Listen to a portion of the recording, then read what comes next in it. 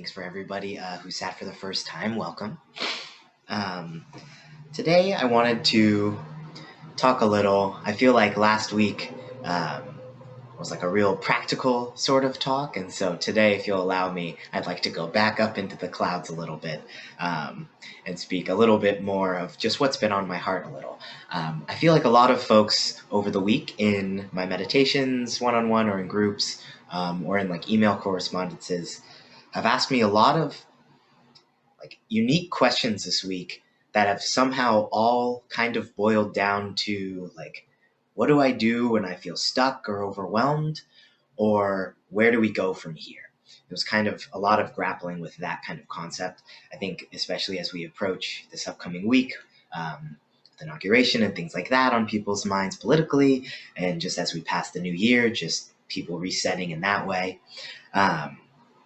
And I've been thinking about that a lot.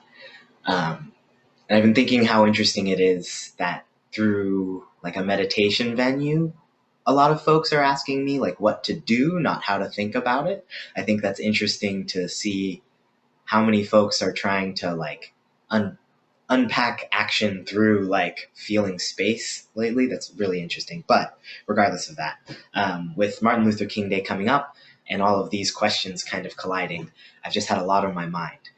And I was thinking, I don't really have an answer for somebody like, what's the next thing you should do, right? I don't know what the next step you should take in your life is to any given person or group.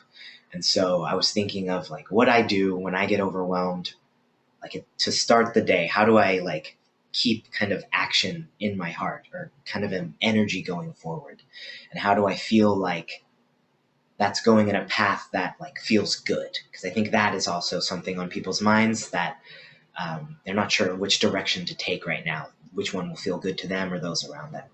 And so I was thinking for me, when I wake up, trying to like the simple act of trying to see myself as honestly as possible has been a really interesting exercise lately.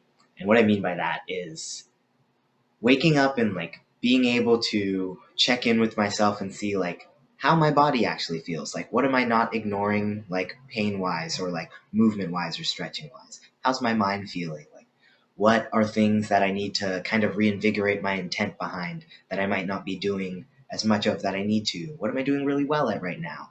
But kind of seeing all these things without judgment, I think gives me like a really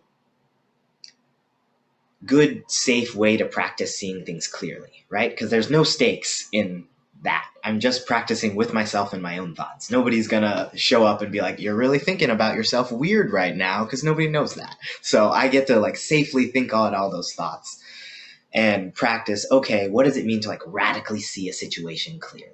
Right? Without the judgment, not get overwhelmed by insecurity by radically trying to see myself clearly, and not get overwhelmed by ego trying to boost myself up. Either side, just like to see myself pretty neutrally and clearly and accepting and make space joyfully for that.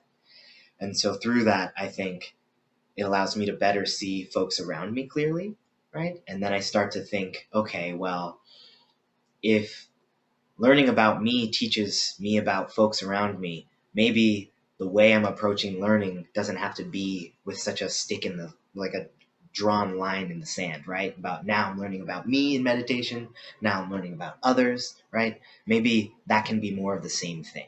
So the more I dive into myself, the more I learn about the world. The more I learn about the world, the easier it is to learn about myself, right? We learn those things in tandem.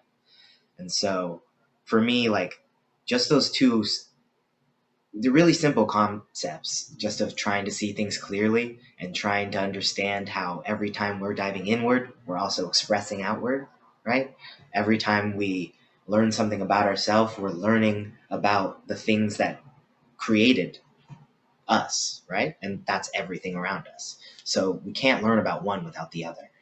And recognizing that when we're learning about people that maybe are opposing views to us or something like that, we're also learning about ourselves. That I think gives me a lot of solace and agency because I can't change other folks or like fix big global issues in the ways that I, would like to idealistically. But I can see the way those logics might exist in me and I can work on that, right? And I can see the way like oppressive, behaviors or systems have affected my thinking, and kind of try to enlighten myself out of that to support myself or care for myself. It doesn't always have to be a huge radical act. It can be just a simple act of holding for myself and giving myself that space. And so the Martin Luther King quote I was thinking of was, there's a quote that says, "Shallow understanding from people of goodwill is more frustrating than absolute misunderstanding from people of ill will," which I think is a less talked about quote, but it was really, I was really feeling this one this week because it made me think about how I was a little apprehensive coming up. Martin Luther King Day, as like a half black person, sometimes at this point is just more frustrating than fun. It's a lot of folks who I never see talk about anything or do much about anything in my real life, all of a sudden posting inspirational quotes and then disappearing about racial justice, and only talking about nonviolence without recognizing all the other things that happened.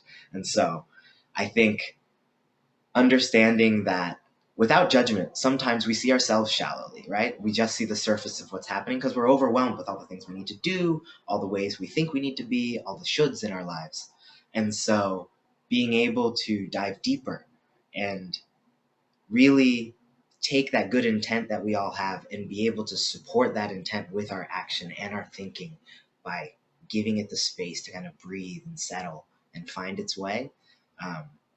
For me, the simplest way to do that is to wake up, try to see myself as clearly as possible, give myself as much intent as I can, and, restart the next day and see what happens. And it seems to unfold from there as smoothly as possible. Not really good or bad, that's always there, both of those things. But it seems to unfold in a way that I can process, in a way that I can make space for. So I hope any of that helps y'all. Thank you for listening today. That's my sharing. We'll do our check-ins today.